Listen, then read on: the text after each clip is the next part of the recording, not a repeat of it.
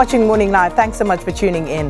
Now, yesterday, the presidency confirmed that President Ramaphosa has received a recommendation to pardon AbaThembu King Buyelekhaya Dalindyebo from the Ministry of Justice's Michael Masutha. Now, this follows calls by the Congress of Traditional Leaders of South Africa. Dalindyebo was sentenced to 12 years after he was found guilty of assault, kidnapping, arson, and attempting to defeat the ends of justice. A week ago, Kgosi Mathupa Mokoena, Contralesa's President, Zolani Mkiva, Contralesa's General Secretary, joins us now to talk about this more. Thanks so much for coming through. Thank you very much for the opportunity. Now, firstly, Mr. Mkiva, if you can explain to us exactly why you feel that King Dalindyebo should be released at this stage. Well, we have been making this demand for it's almost 4 years now, since the king was jailed. We believe that what actually happened was in the context of the king discharging his duties as a presiding officer in a traditional court, so to say. So what actually transpired after that was an outcome of what had taken place in the court. And therefore, because there are no administrative instrument, protocols and codes that support traditional court system in the country at the moment, and there's no handbook, which also gives effect to that, then everything then that happened was seen as something that had happened, out of the blue, if I may put it that way, which led to the king being charged criminally, as we have said. And then one thing led to the other. So we are saying then it should not have happened in the first place, because we've been saying for a long, long time that it cannot be right that the institution of traditional leadership, particularly when it talks to the traditional courts, it's still administered under an apartheid piece of legislation, which is called the Black Administration Act. We have been calling for an overhaul, in fact a repeal of that particular act, so that we install an instrument of a post-colonial era which is going to return the powers and functions of that particular traditional court, so that it can then be supported by administrative instruments, protocols, codes, as well as the handbook. So because that did not happen, then we ended up with this kind of a situation where a presiding officer is actually charged for having presided over that particular traditional court, and many things went wrong as a result. But just to be clear, this is not about the king being subjected to this criminal justice system that you say is of an apartheid remnant and carried over into a new dispensation. It is not about him presiding over, his subjects or anything of that kind. It is about what presumably was him, of course, breaking the law. Do you mean then that kings should be subjected to a different set of rules than the rest of us? Well, let me start off by saying that the causality is what I've just explained to you. That which then happened after that is a symptom, which of course then led to what you are talking about. But so the law is wrong to begin with, in your view? Yes, the law was wrong to begin with, in our own view. It should not have happened like that. If a judge of a Roman Dutch law court system makes a mistake and convicts you to 15 years, that judge will never be taken to task, for instance. There is no instrument. But judges and even the president are not above the law.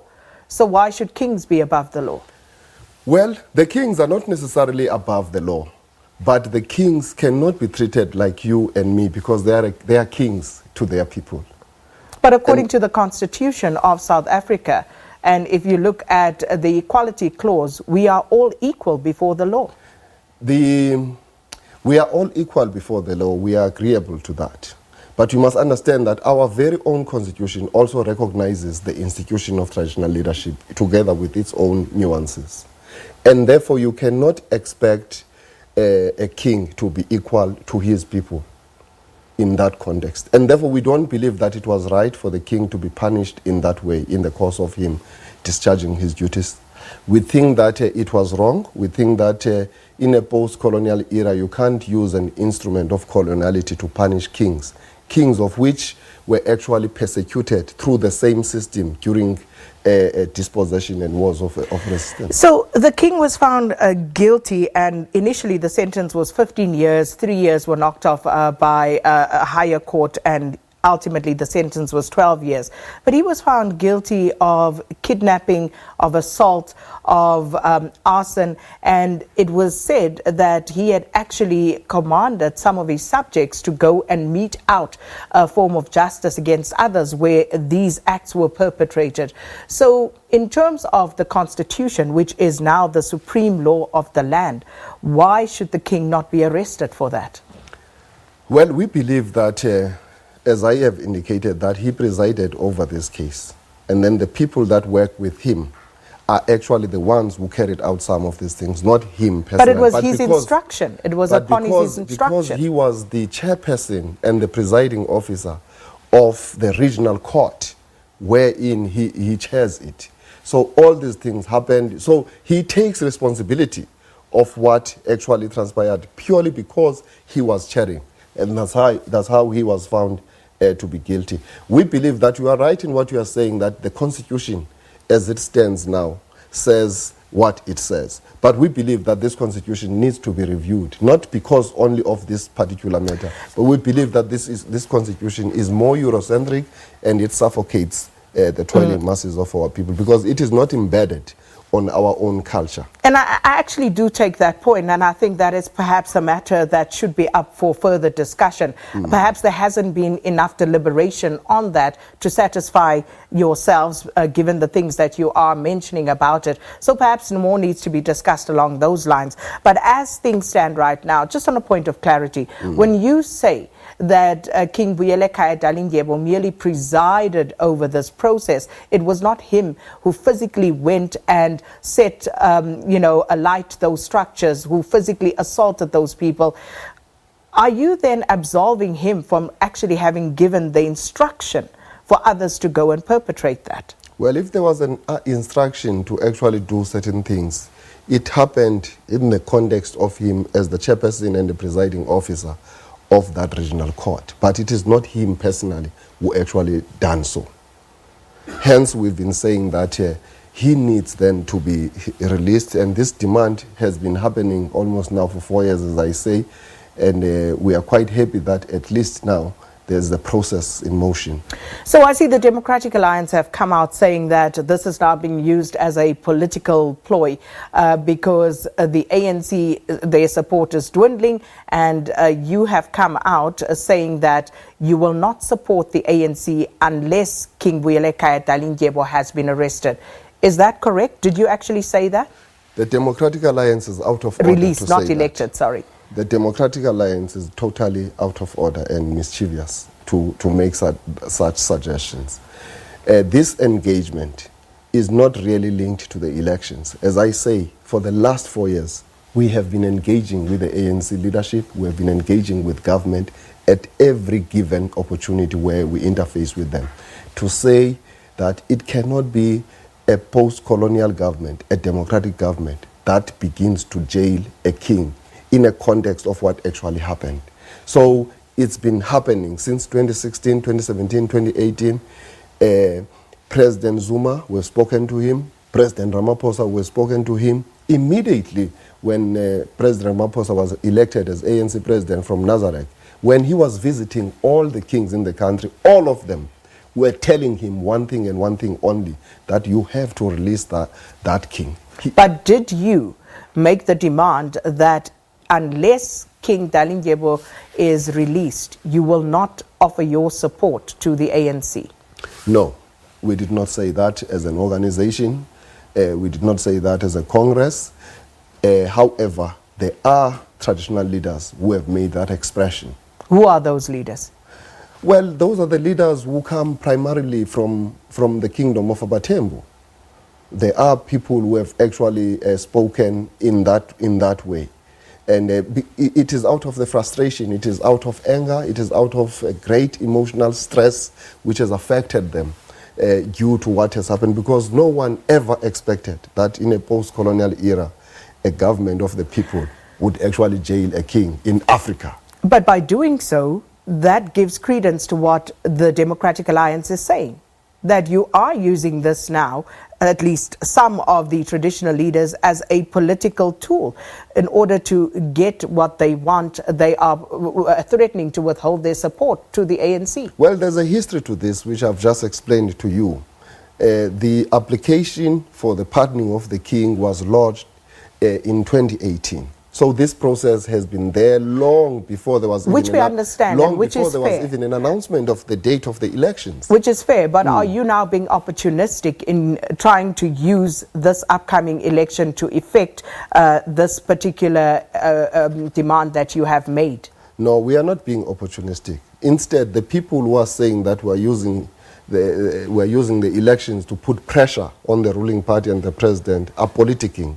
I mean, there's been a mounting pressure upon the government to do the right thing and release the king long before there was these elections. We can't be opportunistic.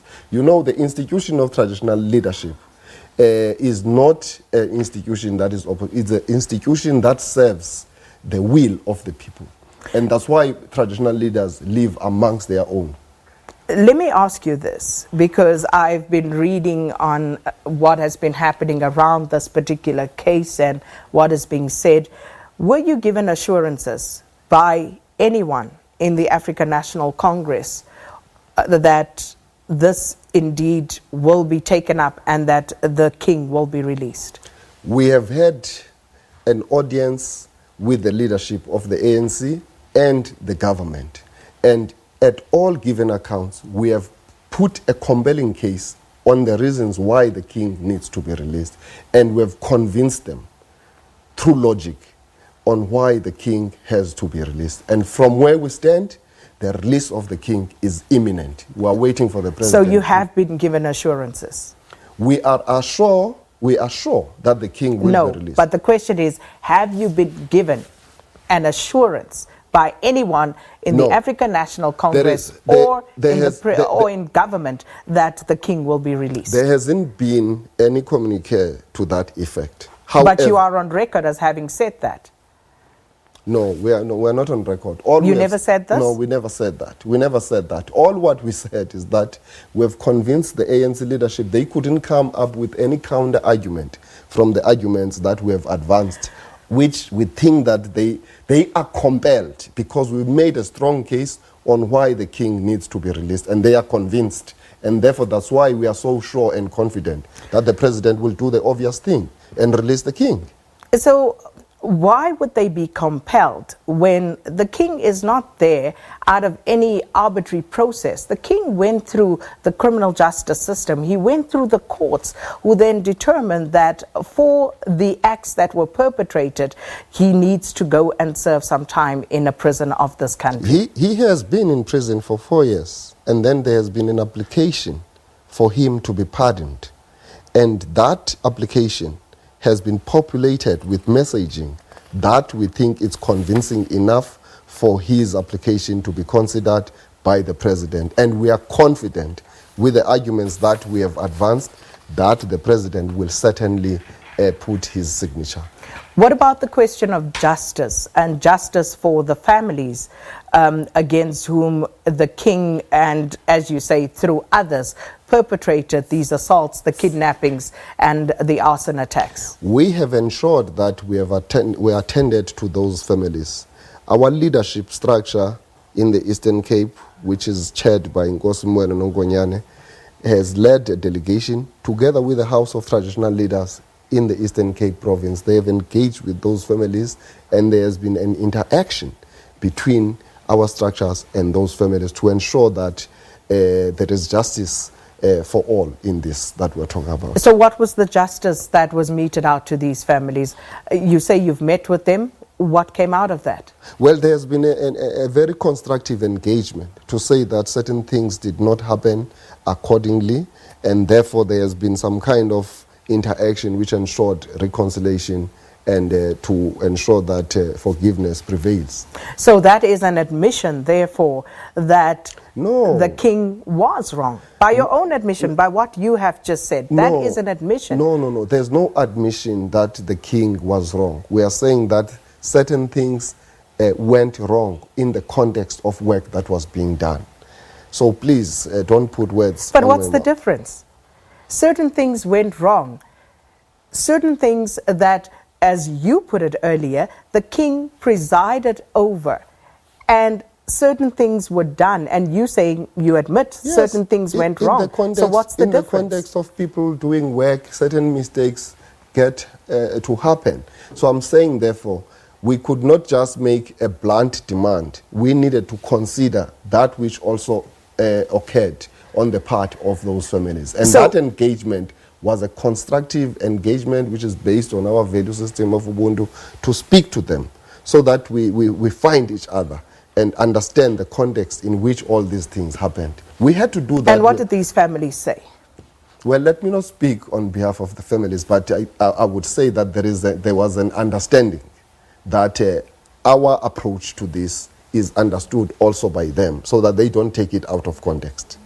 Right, we have to wrap this up, but you said the king's release is imminent. Can you tell us how imminent? Well, it is very imminent. Anything can happen anytime. In fact, if our wish was to be taken into account, we would be grateful that on this Passover, in this Easter weekend, that it could be an opportunity for His Excellency the President to ensure that he appendage his signature and actually pardon the king. We believe that he understands the history of the institution of traditional leadership. He himself is a product of our own communities. He should understand better our culture, and therefore we appeal to him to use even this passage of the Easter weekend and pardon the king. I mean, this government is a democratic government, it's a people's government. It has even pardoned people who have committed genocide. Why can't you pardon a king who presided over a case wherein certain things went wrong? I think that there's a compelling case for His Excellency the President to really pardon His Majesty King Dalindyebo.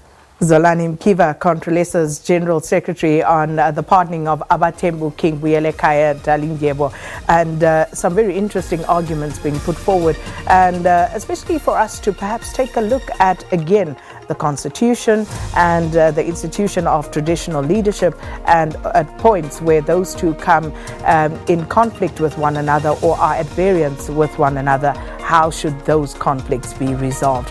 Love to hear your views at Morning Live SABC. Let's take a break.